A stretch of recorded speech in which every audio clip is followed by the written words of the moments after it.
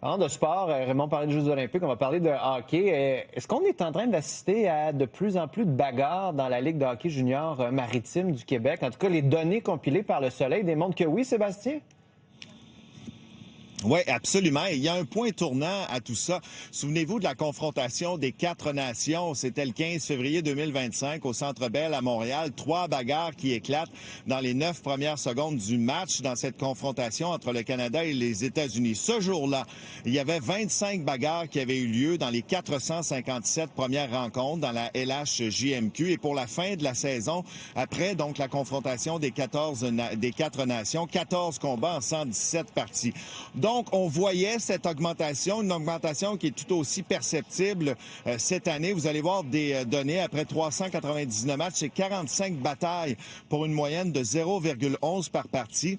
C'est plus du double, 130 d'augmentation que lors de la campagne 2023-2024. Ça, c'était la première saison d'application de la nouvelle réglementation, saison où 95 des matchs s'étaient déroulés sans bagarre. Et le directeur général des Remparts de Québec, Simon Gagné, a dénoncé le caractère trop strict de la règle anti-bagarre, pas parce qu'il est en faveur des bagarres. On l'écoute.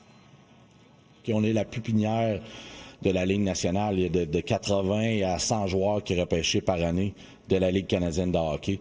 Fait que, le règlement pour ces 3 ligues-là devrait être pareil pour les trois ligues.